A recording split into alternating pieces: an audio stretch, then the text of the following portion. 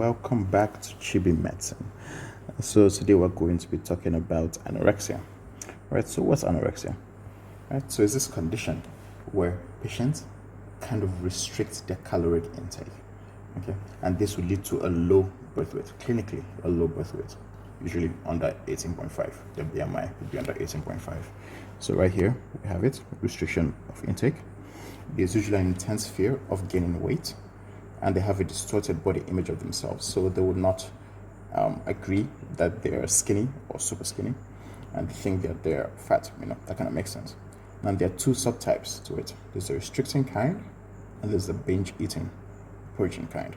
So the restricting kind is where they restrict calories, so they reduce the amount of calories they take in, whether it's by just having long fasts or just counting calories super detailed and reducing the amount of calories they're taking. And then you've got the binge eating purging kind, where they eat normal amount of food but then try to get rid of it either by vomiting or by using laxatives, stuff like that. And they can also exercise excessively. Right, so there's a way that they can try to reduce their body fat. Okay, so what are some clinical features? As we mentioned, the BMI is going to be less than 18.5. Actually, there's a whole sort of stratification in terms of severity of anorexia. So let's just go over that briefly. Okay, so if it's, again, less than 18.5 but greater than 17, right, you have mild anorexia. Okay, if it is between 16 and 16.99, you have moderate anorexia, moderate. Okay, if it's between 15 and 15.99, you have severe anorexia, so severe. And then if it is less than 15, you're going to have extreme anorexia, extreme. Now, for folks taking the USMLEs, if you see a patient that has a BMI below 15, the answer is probably to hospitalize the patient. Okay. Now, some other sources are going to tell you if the BMI is less than 14, then you hospitalized. But again, if it's again the NBMEs or the USMLE, 15 is the number you're looking for. So they've just dashed you a free point on that one. Okay. Now, you're also going to see amenorrhea, and this is because when you have anorexia, you're going to have a decrease in the release of GnRH. Okay, and a decrease in GnRH leads to a decrease in FSH and LH. Okay, and that will cause a decrease in estrogen. So you're going to have amenorrhea. That kind of makes sense. Lanugo is when you have like a fine hair, like you have on babies when they're just born. That fine, thin hair. That's what lanugo is. So you're going to sit down on patients. So fine, thin hair. Okay, and then cold intolerance kind of makes sense because they're in a hypo-metabolic state, so you're not going to really generate heat, and also you'd have a ton of body fat to actually retain heat. Okay, bradycardia also goes back to you, so bradycardia hypertension goes back to you having a low metabolic state. Okay, osteopenia and osteoporosis is somehow also linked to the whole decrease in GnRH thing. So decrease in GnRH, decrease in FSH-LH, decrease in estrogen. So that's the main thing. Remember, estrogen helps you build bone, right? So you have a decrease here in estrogen. And if you have a decrease in estrogen, you're not going to really build bone. And they have loss of both cortical and trabecular bone. Additionally, people who have anorexia are also stressed. So they're going to have an increase in cortisol. And what happens when you have an increase in cortisol? Just think of the side effects of giving glucocorticoids to patients long term. So systemic glucocorticoids long term, you're going to have a decrease in bone density. So that plays a role here. Decrease in bowel sounds, on the other hand, that's kind of intuitive, right? Because you're not eating so much food, so you're not digesting that much food, so you won't have the bowel sounds that other folks will have.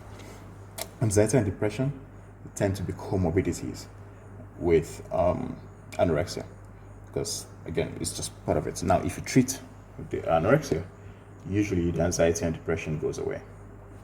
Okay. Now, for the labs, we're going to have decrease in LH and FSH, like we've already mentioned.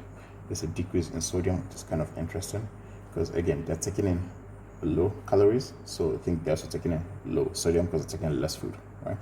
If you're taking less sodium, you're going to have a lot of free water going through the urine, or going out through the urine, right? Because your kidneys will be able to concentrate urine.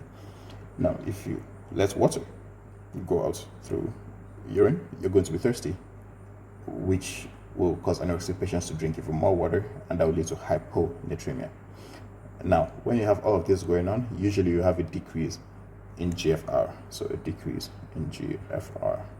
Normally, when this happens, you should see an increase in creatinine, but because you have little muscle mass, which is where creatinine comes from in anorexic patients, you tend to have normal or low creatinine levels. Okay, hypokalemia, if they have the purging, the binge eating purging subtype of anorexia, they're going to be throwing up, which means they're going to be losing potassium in the vomit, right? So this as a result of vomiting. Okay, anemia and leukopenia, if you're taking less food, you're taking less B12, less B9, right? So you're not going to produce red blood cells or just blood cells in general, so they're going to have pancytopenia in general, so pancytopenia. And we've already talked about bone density, in that you have a decrease in estrogen and an increase in cortisol, which both lead to a decrease in bone density. All right.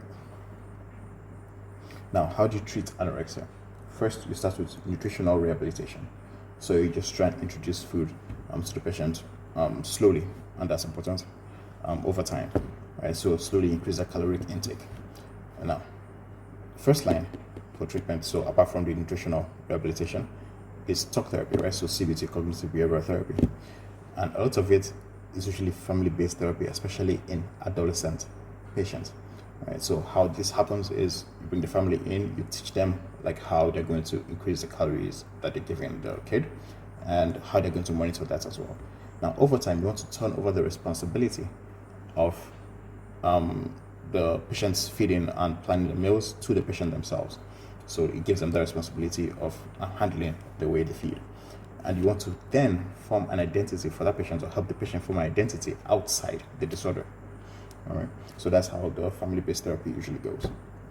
SSRIs tend to be a bit ineffective when it comes to people who have low weight. But if you're going to use medications, what you usually see is olanzapine. And you're kind of using this for the side effects, because it makes you gain weight. Remember, this is your second generation antipsychotic, right? I remember, just as an aside, there's another one that also makes you gain weight, right? So that's clozapine. But you don't want to give clozapine just because you want the patient to gain weight, because it has all the side effects, where seizures, neutropenia, that sort of thing. So olanzapine is the medication that you give. You're going to give anything. To hospitalize, if the patient has a heart rate below 40, you're going to hospitalize. If they have potassium levels below 2.5, you're going to hospitalize. And again, if you're taking the USMLEs, if their BMI is below 15, you hospitalize. All right. Now, refeeding syndrome. So you don't want to just give a ton of food to an anorexic patient when they come into the hospital, right? You're going to have some issues, let's just put it that way. And that those issues, what you refer to as refeeding syndrome. Okay, so if you give a ton of food, you have an increase in glucose. If you have an increase in glucose, you have an increase in insulin, right? And that will cause phosphate, right? So to be driven into cells.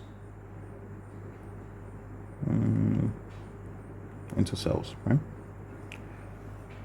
Now, the phosphate levels in serum itself will be reduced. And if that happens, you're not going to generate a ton of ATP anyway. And remember, the heart needs ATP to contract. This is why a lot of the death that comes from anorexia comes as a result of heart failure, right? Because again, you don't have the ATP to make the heart contract. So you want to slowly increase the amount of calories you're giving the patient, and you're going to monitor electrolytes and try to supplement things like phosphate or thiamine. And so that's B1. Okay, so thank you very much, and catch you in the next lecture. And also a tutor. So just leave that in the comments if you want some tutoring session for usually step 1 and step 2. Thank you.